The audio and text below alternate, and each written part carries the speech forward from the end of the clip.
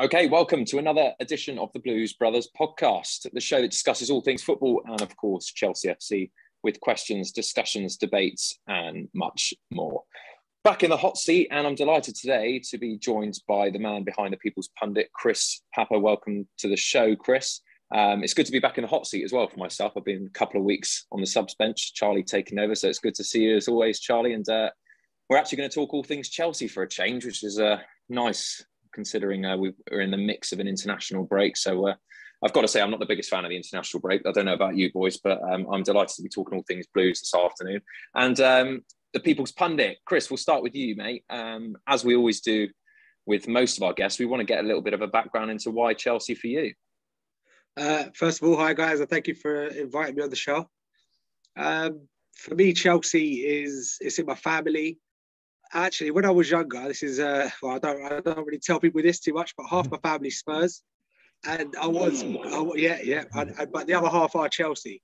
And as a kid, I didn't know, I was young. I got four brothers, and same situation. They didn't know who to support, so we've ended up splitting up. Three of us Chelsea, one supports Spurs, and somehow one ended up at Arsenal. Don't know how. We are divided as a family. But for me, Chelsea, the reason I chose them was my uncle took me to a game, Stamford Bridge, years ago, and it was Chelsea Spurs actually.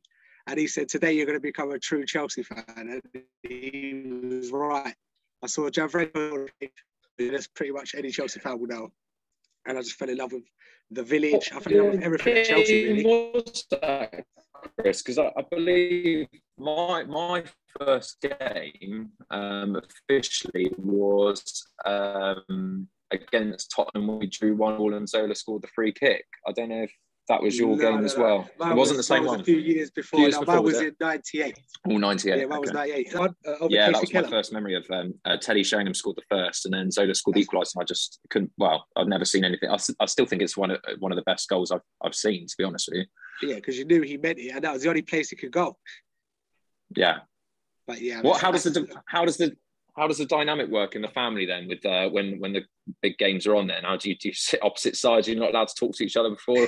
How does it work? Do you know what? Luckily, through the years, my older brothers, the Tottenham fan, because Spurs never really had much glory, he just kind of faded away from his passion for Spurs and football. And the Arsenal fan, although Arsenal were successful, they're now Arsenal. So, he's losing the passion. He agrees that Arsenal are no longer that elite club. So I can sit and watch a game with him, and he's honest. Like when we played him this season, we beat him comfortably. He was like, "Chef, deserved it." To be fair, I'd rather we have an argument. You know how it is. You love that banter, but he's defeated, as most Arsenal fans are and should be. He just feels defeated, and I'm happy. So yeah, all good. And Chris, for those who obviously can't see us right now because they're listening to the show, just to give us a brief explanation of your backdrop, because we both looked at it in absolute amazement. It's a painting of, well, you can take the lead on this one, but just talk to the fans about this one because it's quite unbelievable, really.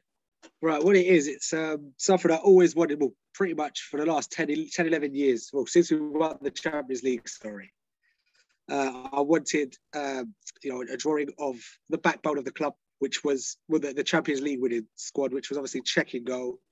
You got JT at the back, Lampard in midfield, and Drogba up top, straight through the middle as the spine. But obviously, you did have the other players, like Ashley Cole as well, and Ivanovic was massive. All these players were big, but these four were obviously the main guys, and I just wanted, me with them, just because I feel like they're family, and they're a part of how I've grown up, and all the success they've had, we've lived as Chelsea fans. We've lived with it as well, and I just wanted to be immortalised with them, really. So that's what it was. It was a great artist, actually, Brad Smith, who he does very good art, and I saw it and I thought I need to get it done, and he done it for me, and it was amazing. It took 7 weeks actually, but yeah, it is amazing. 7 weeks wait. So yeah. No, it does serious detail. It does look great. But yeah, Chris, moving kind of forwards now to Chelsea currently. Obviously, we're at the October international break. We currently sit top of the table by a point after the first 7 games. What have you made of the start to the season under Thomas Tuchel? I mean, there's been some good performances. It's been a bit of a mixed bag in terms of performance level, but the results have been outstanding. Obviously, we lost kind of back-to-back games against City and Juve, but put that right with a win against Southampton. How have you sort of seen the start to this season? Do you know what? To be honest with you, it was the City game. When I saw our fixtures at the beginning of the season, I said that's probably where we could lose our first game of the season. Liverpool, and this isn't about anyone else except me personally. I've always had this thing about Liverpool where I don't think they're as good as everyone believes. So I thought we wouldn't lose, which we luckily held on with 10 men. Should have actually won with the Kovacic chance. Other games, buying Lukaku is the reason we got Lukaku was for those games where we couldn't see off these teams, these lower league teams. I say lower, you know what I mean? Outside the top 4-6 player teams, we were just dropping points. But with Lukaku in the squad, he was brought in to help in those situations, which he has done. The only game I was upset with, apart from the City game, was the Villa game. I was at the game, and honestly, after we scored, I'd never seen us look so bad trying to move the ball. And that was obviously Sao Niguez's debut, and he didn't have a great debut, unfortunately. But other than that, I mean, it's gone as I expected. It really has, and I'm hoping it continues to be top after that start. The teams we've had to play, there's no reason why we can't now go on and win the league. Yeah, I think I'd agree with that. You know, you look at it and, you know, all the media and, you know, opposing fans going, oh, we've lost 2 in a row. It's an absolute crisis. The fact is we've had some bloody hard games, as you mentioned, to play, you know, Arsenal, Spurs, Liverpool all away and Manchester City in your first 6-7 league games, and to still be top by a point. You take that all day long, and I think it's the best start we could have hoped for. But obviously, you know, one area of the pitch that, you know, we still haven't kind of quite worked out is that top end of the pitch. We bought Lukaku in for big money. He has scored a few goals, but we do struggle to get him into the game sometimes. I mean, me and George were at the City game where we went 3-5-2. Him and Werner got absolutely nothing in that game whatsoever at all. What do you think we need to do differently to get the best out of him? First of all, where did you sit that day? I was there as well. We sat Matthew Harding lower behind the goal, behind the goal. Where Mendy was in for the first half. Yeah, same. That's where I was as well. So for me, I think spot on. By the way, Lukaku, we've brought him in for a reason, and we need to try and find a way to make him the focal point every game. And it was working at the beginning. First few games, everything went through him, and he was making it work. The last few games, I think the other teams have maybe made sure there's no space in front of him or even behind him, so he's kind of isolated too much. And like you say, the City game, the formation, I think even Tuchel's admitted that he got that one wrong. They were very isolated, him and Werner, and obviously too far apart as well. So when the ball did come up, there weren't. No one's flicking it on for the other one because the other one was on the other side of the pitch. It was a bit, well, I can't explain it, but it was just like we had nothing going forward. And it looked the same. I actually flew out to Turin for the game. And after 5 minutes, I turned to my brother, said to him, we ain't going to score today. I could just tell. It was one of those, do you know when you could tell after 5-10 minutes of the game that the opportunities aren't going to come a lot? And I could just tell Lukaku wasn't able to find any space. And then with him not finding space, I don't know how many players they managed to have, but no one else found space. And it seems, like you say, we're having a problem with our front three. To be fair, I don't know what the solution is. I'm hoping Pulisic comes back as soon as possible because we need someone to be more direct. But Werner came the other day against Southampton and he looked like he showed what we need, which is that running in behind, that's that running, maybe give space for someone else. I can't explain it, but you guys, surely you see it with Werner, what he offers. Yeah, I think to be fair, Werner, yes, okay, he's not kind of scored the goals that we sort of perhaps expected of him, but there's no denying that we are a better side when he plays because of that pacing behind. He stretches defenders, and he does create opportunities. Maybe he probably doesn't finish them. He still needs to work on that finishing and perhaps get his confidence up to scratch. But for me, he offers so much more in that final third than anyone else does. Obviously, Lukaku and Mount are probably always going to play, but he's offering so much more than Havertz, Ziyech, Pulisic, I'm not sure yet, but he's always injured. Like, he gets going and then he gets injured, so he never builds up any momentum and has a good run in the side. But I think he's an exciting one that, as you said, can kind of, it's direct, runs at players. The others don't tend to do that. So for me, I'd probably say that Lukaku, Werner and Mount is probably our strongest front three. Chris, are you surprised at how much the likes of Hakim Ziyech and Kai Havertz, who, bar his Champions League final goal, they've really struggled? Yeah, I mean, I'd actually put it up on my page. When we were linked to the likes of Haaland, Lukaku in the summer, I said, if we do, which we should have anyway, if we do go and get a number 9, I think Havertz will then struggle again, because Tuchel found a position for him towards the end of the season as the false 9. And it kind of worked. He started getting goals against Palace. He scored, obviously, the Champions League final. He was getting assists. So with Havertz, finding a position for him, because the talent is there. We know that the talent is very much there. But finding a position for him in the team is the hard part. And now we've obviously got a number 9. He's obviously not going to be playing there. And I just don't see him where, like you say, Werner and Mount, I think, I agree with you, that should be the front 3 at the moment. Ziyech, I don't know, I'm upset about him because the talent I saw from him in the Champions League and the off game, I did see Ajax playing in their league as well. I couldn't wait. I was excited, but it's just not really happened for him. And I am surprised that he's been given so much time and, on the pitch since the start of the season. The whispers, Chris, don't go away about Eden Hazard and potentially being unsettled at Real Madrid ever since his move, to be honest. Would you like to see him back at Stamford Bridge? And if there was an opportunity to bring him back, do you think it's the right move for Chelsea? I mean, I've spoken to Charlie personally about this. It's very hard to turn down someone of his quality, because when he is good, he's one of the best in the world. But is it too little too late? This is the one that I change my mind every minute of the day, because he is who he is, But I just feel like bringing him back is going to stop the growth of someone else, first of all. And is he going to be the same player he was before he left? Because he seems to be getting injured quite a lot now. And, I saw something the other day, Mourinho, there was a quote Mourinho said a few years back about how many times he got kicked, and he was like, one day we're going to be without him because he's got no protection. It seems that it's coming to fruition now. He's not lasting anymore. And if we do bring him back, like I say, are we going to get the same guy back? It's a hard one, because he's such a raw, unique talent, and we don't have anyone like him. I mean, I don't think anyone has anyone like him when he's on his game. But it's just, if we bring it back, are we not? We're kind of we're giving the wrong signs. We want to be going forward now. You don't want to return to.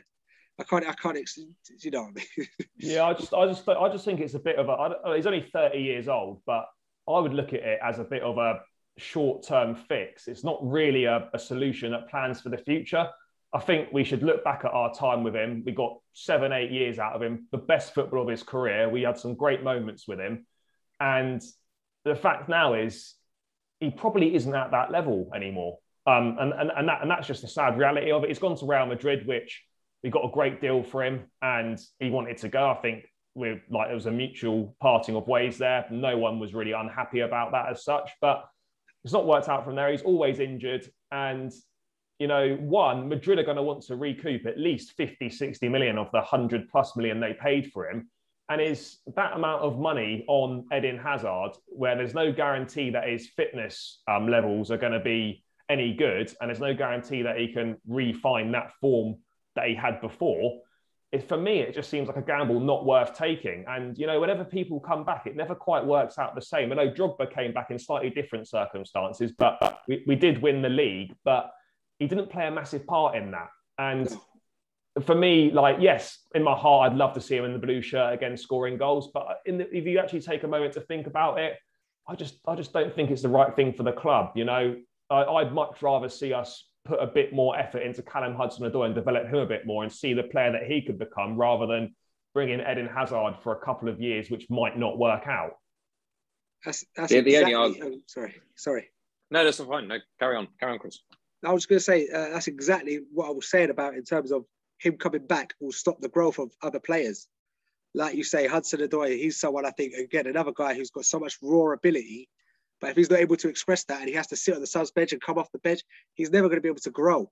And he's there now. Hopefully, we can have him there for a few years, and we can see him grow into a type of Hazard player. But if you bring Hazard back, you lose that growth, and he'll probably lose his confidence, thinking, I'm not that good, that they want to bring someone back who's been and gone. It's a bit of a blow. And I was saying the same thing about when United got Ronaldo back. I know this is Ronaldo, he's still playing at the top level, but he is going to stop the growth of some of their players. And they're not seeing this, that him coming back's a short-term thing. And like you said, it's a short-term thing. We've got to look to the future. Well, that was my counter argument that you just brought up, Chris. I mean, the whole Ronaldo situation, haven't technically Manchester United gone backwards to get that instant success? And as we talk about Eden Hazard, and we're going to come on to the emerging players, we get under this false sense of security about emerging players. But for a club like Chelsea, have we really got the time to develop those players when a club of our stature demands instant success? And we've seen that over the years. You've both mentioned a few there in Callum Hudson-Odoi. We're going to come on to Reuben Loftus Cheek shortly. But I mean, do we still label them as players that need to improve and come through, or should they really be now taking their chance?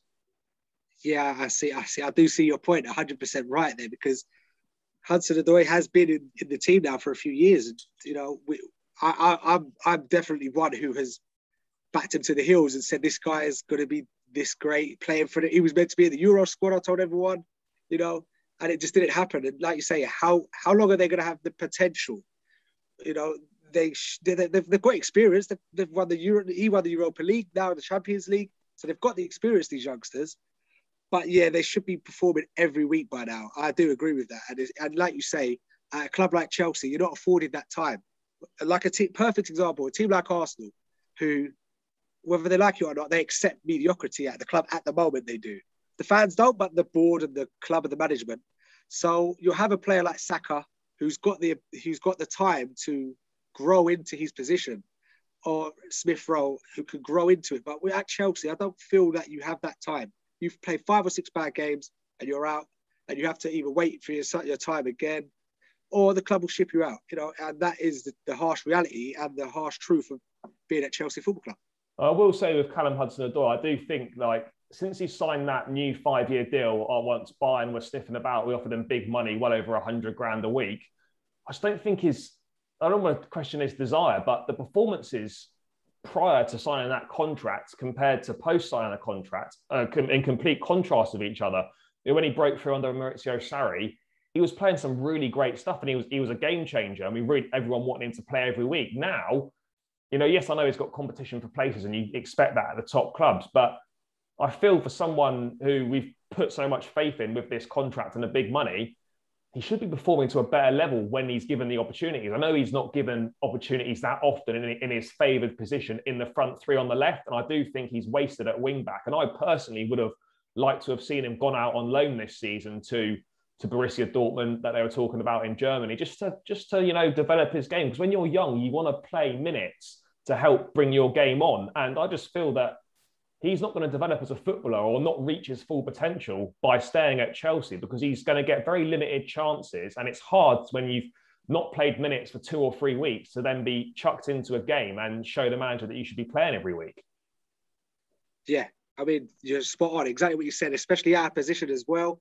It is hard for him. But then again, the manager's when he did come in, he kind of said to him, I want you to play, basically. He showed faith in him, but it was out of position. So it's hard for him to then stay in the position, stay in the starting 11. Alone could have been a good thing for him. I agree with that. I think somewhere where he could go get minutes, show his ability.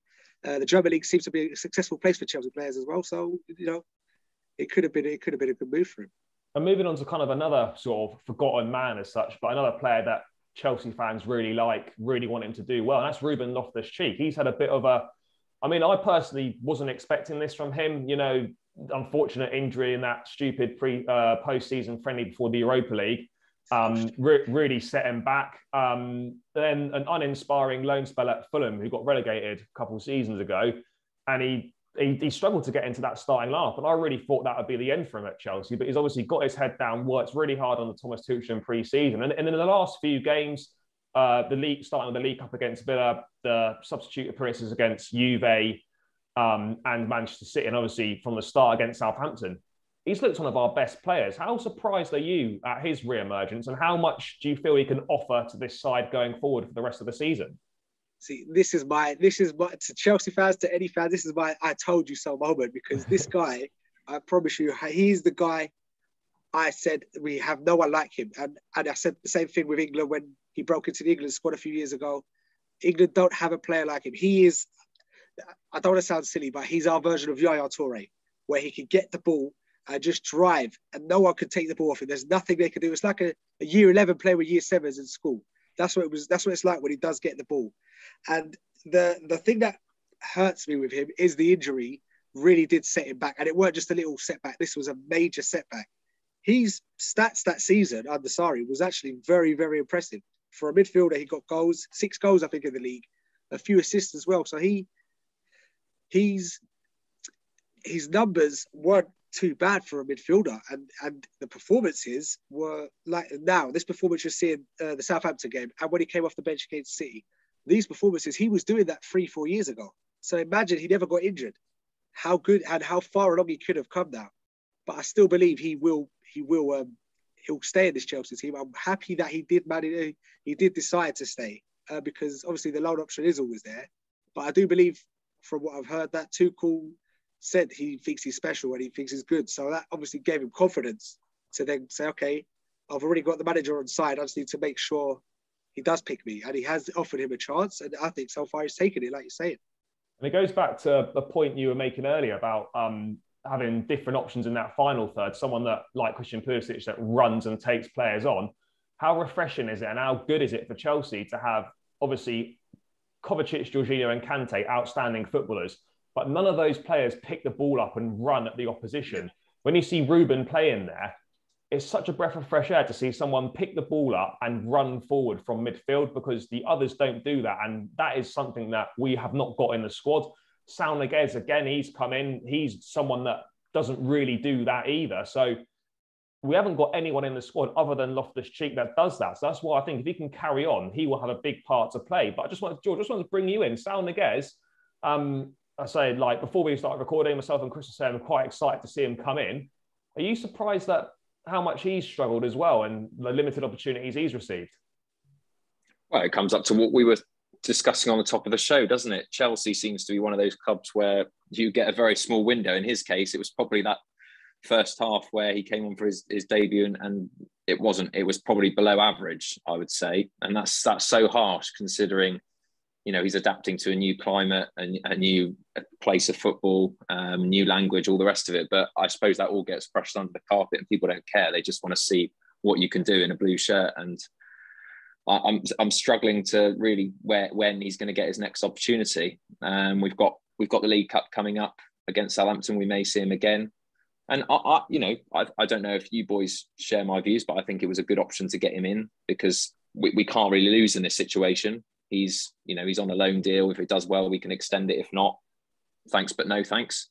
So I think it's really struggling. I think he's bottom of the list now in terms of those midfield options. I would just love to see Thomas Tuchel give Loftus Cheek the go ahead. I mean, he's done nothing but praise him in press conferences, but it takes another step to kind of sacrifice one of those midfielders, pull them out, and say to Reuben, look, you're going to play, and I want you to be in that starting 11 in big games. I think that's the next step for these so-called next gen of players.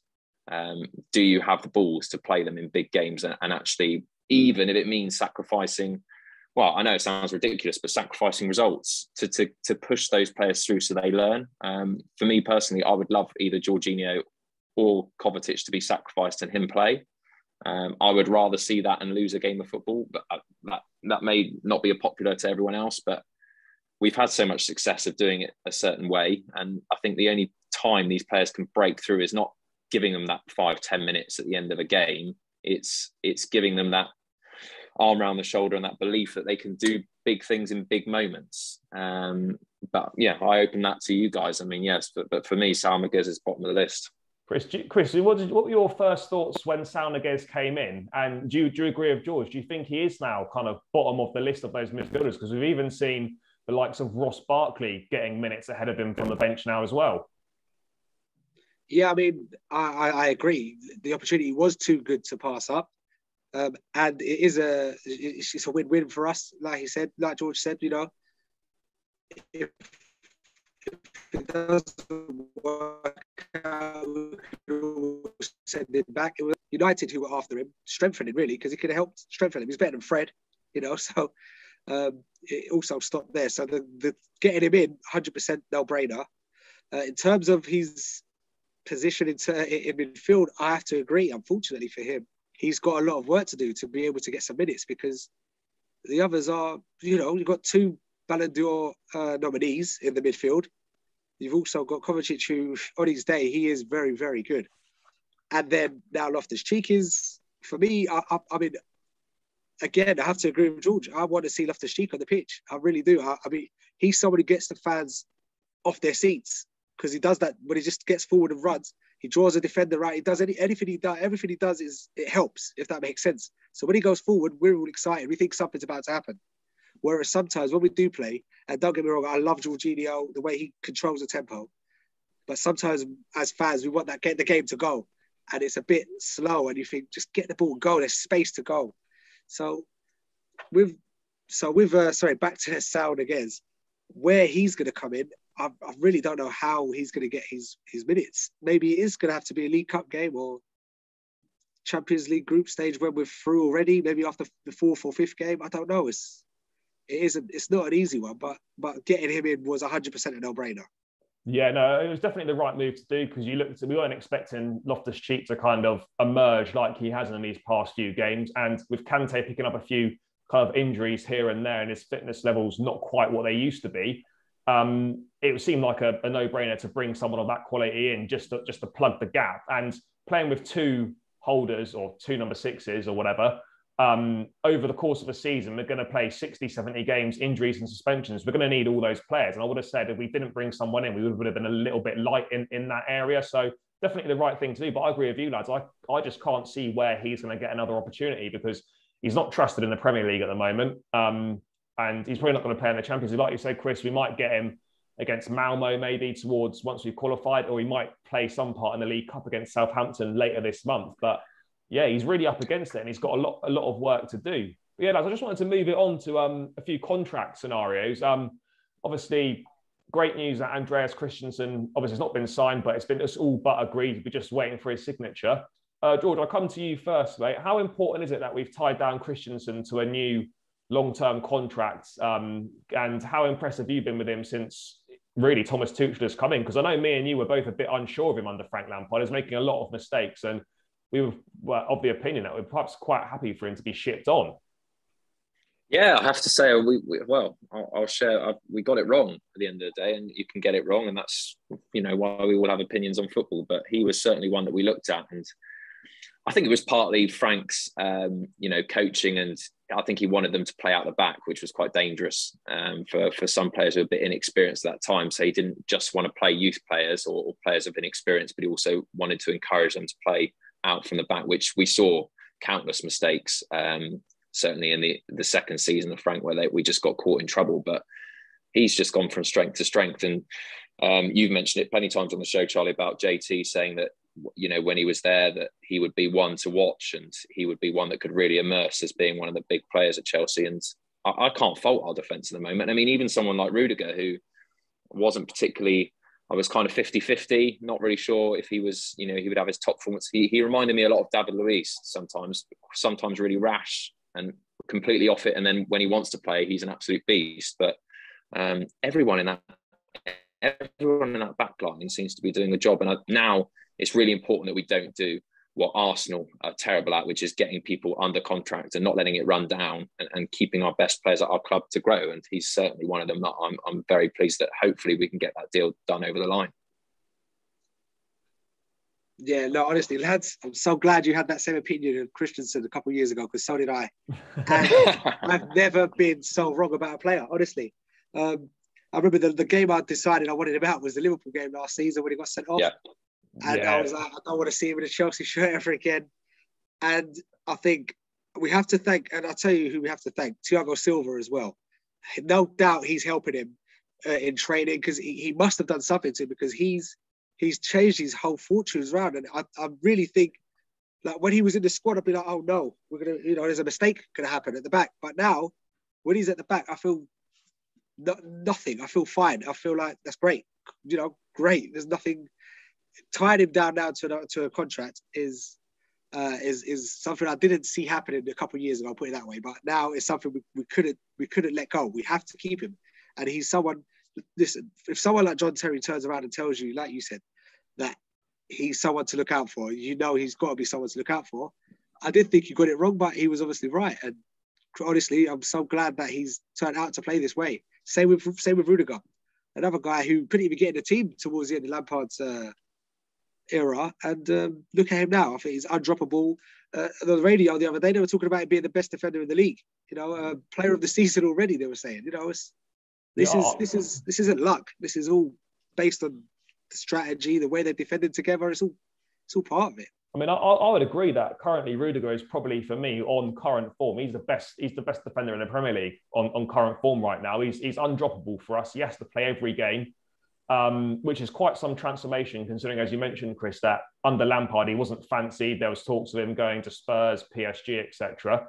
But his future is a little bit up in the air still. He's obviously in January, which is only a few months away now. He can sign a pre-contract agreement with foreign clubs, the likes of Bayern Munich and Real Madrid, sniffing around. The fact that he's not signed a new deal yet, he wants obviously parity with the club's top earners, which I think is fair given the performance levels that he's delivering at the moment. Chris, how important is it we tie him down? And are you concerned that we could actually lose him for free? At first, I wasn't concerned, but the more times dragged, I feel like he's already maybe made his mind up, and I'm a bit worried about that. He's maybe said, this is what I want. If you don't want to give it to me, I'm happy to go. And I believe that you say he deserves to be on the same, around the same as all the other top earners. Why not? He is undroppable. He is performing out of his skin. So I am very worried. The only thing I can think of that maybe the club are looking at is bringing Koundé in, and they probably thought, we'll have to accept that he's going to go, and we'll get Koundé in. But personally, I would actually rather keep Rudiger, because we know the guy and how he plays. He plays with his heart and his sleeve. He's that guy. He's Rudiger. So I don't want to lose him personally. Yeah, George, anything to add on that? Well, he's watching him a few times, both live and just on the telly. I think he's a natural leader through example. He shows that he gets the crowd going. It would be an awful shame to lose him, but we have got players like Trevor Chalobah as well, who's coming through. And I wonder, I don't know what his age is. I think he's in his late 20s now. I don't know. Is he 28 or something like that? I'm not sure. 28. So he's should really be in his prime. I mean, we know. I think defenders and goalkeepers get better with age. Personally, I mean, depends if you're a pacey defender or not. But Thiago Silva, I mean, look at him now, and he's 30, 36, 37, something ridiculous. Yeah. So. Yeah, I think we can't really afford to lose him at this stage. But again, sometimes the more success you have, it kind of makes it harder in a way, because then players demand more, and clubs, the communication, sometimes you think, well, he's one of the older players. We can't really afford him to keep him on the wages that he demands, and difficult balance. But I think I'm a bit more relaxed about the situation, because I think he's, Chelsea, I think, have got enough cover in there. And I think, like you said, really, really good point about Koundé. Maybe we're looking at that and thinking that going forwards, he's going to be a better option. So, we'll wait and see on that one. Just one last thing on contracts, as before we move on to the quick fire questions. We've chatted about Thiago Silva, obviously been outstanding since he came into the club on a free transfer a couple of seasons ago. Obviously, just the other night, become the 8th player in history to reach 100 caps for Brazil. Chris, do you think at the end of this season we should be offering him another deal? Obviously, he's 37. That will take him up to his 38. Do you think that would be the right move for the club? Personally, I think keep him as long as you can, in and around the club. I'm not saying play him every game, but keep him in and around the club, help the defence grow. I believe he's a strong part of why our defence are doing so well, whether he's playing or not. Even like the Champions League final, when he come off injured, you can see him bellowing. He's shouting at everyone, helping the defence. he's coaching them. Although he's playing with them, he is coaching the defence as well because of all the experience, all those years. He's 37, like you say, you know. So he's been through it. He's seen it all. So I think offer him the extra year, maybe obviously a bit of a pay cut. I think he'll be happy. He is happy at Chelsea. You can see his family have settled. So I personally think offer him another contract, another year. Yeah, I think I'd have to agree with that. As you said, even if he doesn't play every week, he's obviously not going to play every week at that age. But like with John Terry towards the end of his career, having that experience around the training ground, in the dressing room, etc., is invaluable to a squad. So for that reason, I think we'd be stupid not to re-sign him. George, anything to add on that? No, full house. And, you know, like you say, I think sports moved on so much, even since the John Terry days where, again, the sports science has gone up. I think age is just a number now. You know, you look at Ronaldo, for example. I think you look after yourself, and even if he's not playing every week, I think when he does play, you can see it. He's so relaxed, isn't he? He's just like an absolute perfect example of a pro. And he can only benefit the club just in and around the dressing room, his coaching. So, yeah, I agree completely. Full house. Even Ibrahimovic is still playing and he's 40 now. So I think the days of kind of players getting to like 32, 33 and calling it a day are becoming kind of less and less common. I think he's got more in him for sure. And I think the club would be wise to take up the option to renew him. But yeah, we'll just move on to some quick fire questions now that have been sent in. So thanks for sending these in, guys.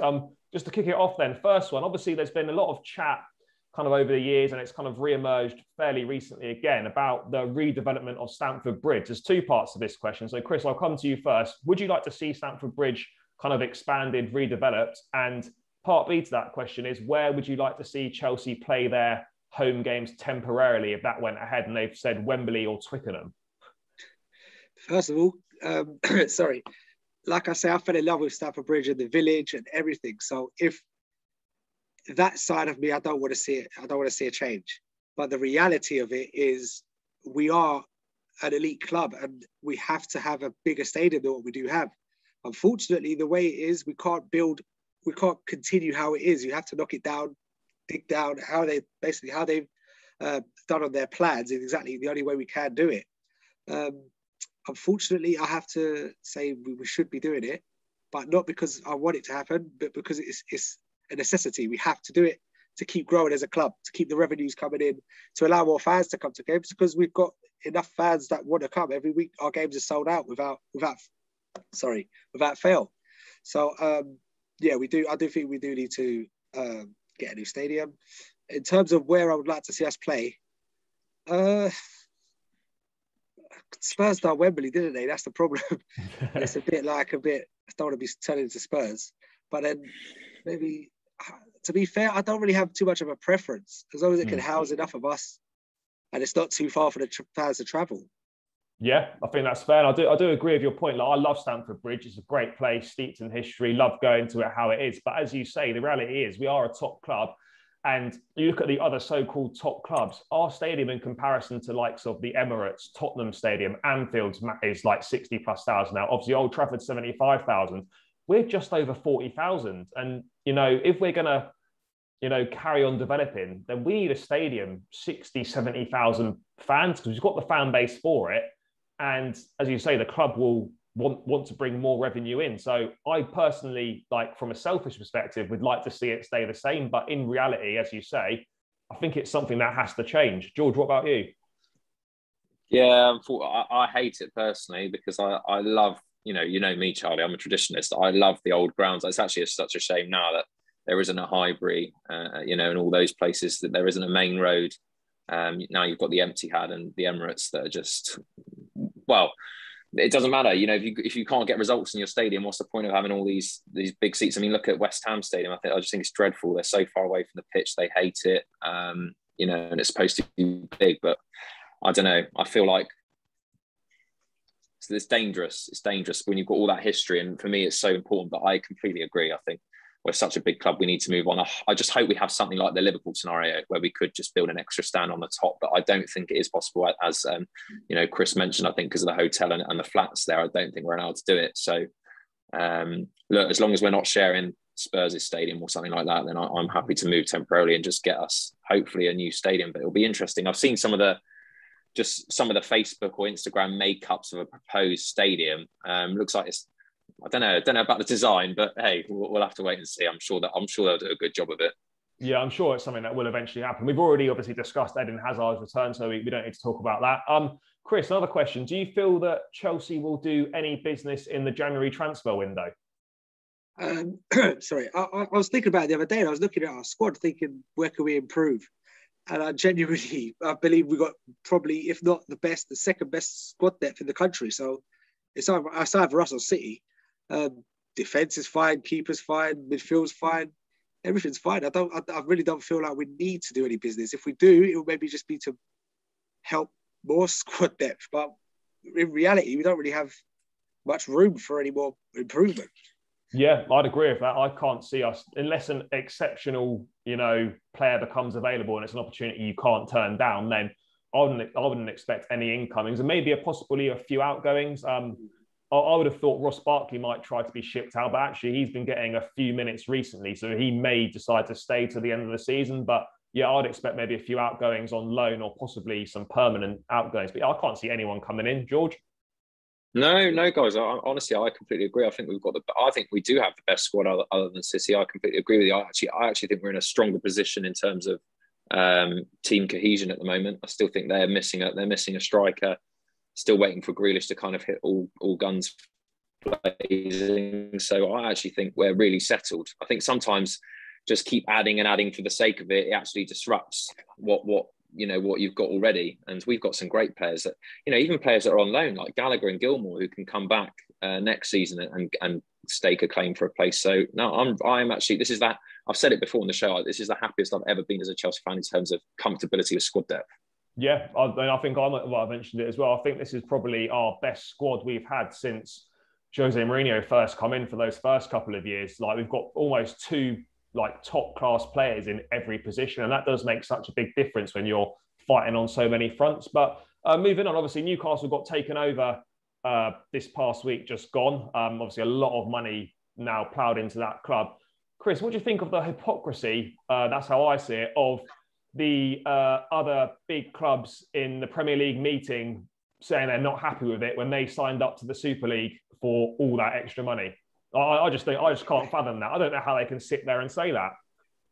It is embarrassing. I mean, I think just shut your mouths and let it happen. I mean, as a club who got taken over by someone with so much money, we shouldn't even be involved in any conversations because, it is what it is. And City, I'm very surprised at them because I believe their owner is he the prime minister or something of the state of the country he's in. So, and then they're complaining about it being a state-owned club now. So it just doesn't, like you say, it's just stinks of hypocrisy. Honestly, I think it's embarrassing. Everyone should just mind their own business. First of all, if the Premier League panel have decided it's fine, that should be it.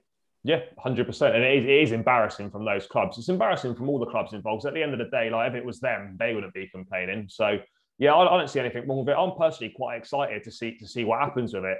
I think a strong Newcastle, when they get there, is so much better for the Premier League as well. George, anything to add on that hypocrisy from the big clubs? Well, I also couldn't believe I don't know if anyone heard about Jason Cundy on TalkSport, about him talking about it and saying that he hopes Newcastle get relegated and they're not a big club. And he must have been doing it as a wind up to get callers in, because like us, as Chelsea fans, surely we are the only club that can say that we know what it's like, and we can't comment and say that how in Newcastle, a massive club, and anyone who buys a club has complete right to go and do what they want, as far as I'm concerned. I mean, we cannot talk. I mean, yeah, I get Cundy's point about Chelsea were a bit of a bigger club in terms of winning trophies before, but really, come on. I mean, without Roman Abramovich, Chelsea would not be in the position we are today. That is an absolute fact. So it might not even exist.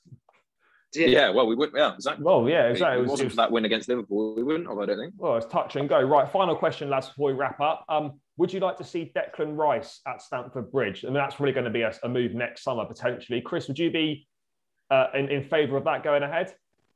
I mean, I'd love him at Chelsea. It's just, will he fit in? And again, it's Declan Rice. I mean, he's a Chelsea boy. I think he's talented, very talented. We saw it over the Euros just now as well. And obviously West Ham, he's doing very well. But again, it's who does he come in for? We've got so much squad depth. It's so hard, honestly. I mean, it's like when I watch Chelsea now and see our squad depth, I think of if I was football manager, I wouldn't know what to do. It's such a headache for Tuchel as it is, and now you're going to bring in more players who are talented. It's hard, but I would love to see him play for Chelsea, of course. But right now, it's hard to find where he'll play, like whose position he'll take. Yeah, this is it. I mean, I'd be keen for him to come in. Of course, I think he's a top player. He's demonstrated that. He was at the academy, obviously, when he was 14. But as you say, Chris, like we're going to have to sell a top player to make room for him. Whether that Kante is untouchable, so we would either have to sell Jorginho or Kovacic to bring Rice in, and Rice would be coming in for massive money, 60, 70 million pounds plus probably. West Ham would demand for him, and he would probably expect to be playing. So we'd have to sell a big player to make room for him. And I'm not sure if we're kind of looking at doing that currently. But yeah, I'd be keen for him to come in, but only in the right circumstances. George, what are your thoughts on Rice potentially coming? I think it's all up to Mason Mount, his best friend, isn't it? Whether he comes or not, they can't leave each other alone, can they? So I think he'll have a lot of pulling power to say, but I agree. I think, investment wise, he's a good option with his age. Chelsea lad, so you always want that.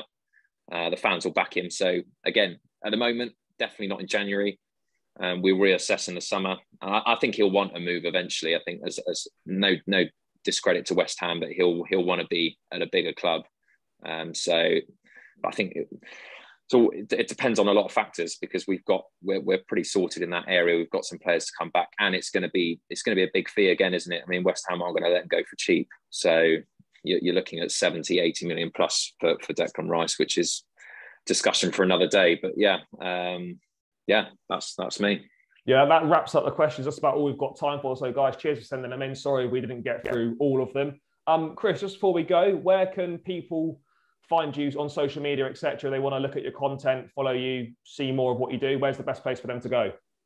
Thanks for asking. I mainly do my Instagram, which is at the People's Pundit.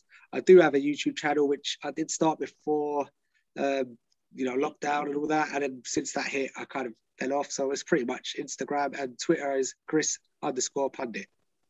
Perfect. Yeah, guys, make sure you go there. We'll pop this on our YouTube channel as well, so check it out if you want to watch it. If not, obviously available everywhere you listen to your podcast. George, anything to add? No, Chris, we absolutely loved having you on, mate. It's obviously we've been a huge fan of your Instagram, and we can only hope that one day we get to the same numbers as you do. So keep it going, mate. It's an excellent channel, and for anyone who does listen, obviously you go to a lot of games as well. We might even see you at the Bridge in the near future. But thank you so much for joining us today, and it's good to be back in the hot seat, and it's good to be talking all things Chelsea again. So let's get this international break out of the way, and let's get back to all things blue. So from myself, George, thank you very much. From co-host as always, Charlie Patrick, and Chris from the People's Pundit. Thank you so much for joining us on another episode of the Blues Brothers podcast. Cheers, guys. Thank you very much.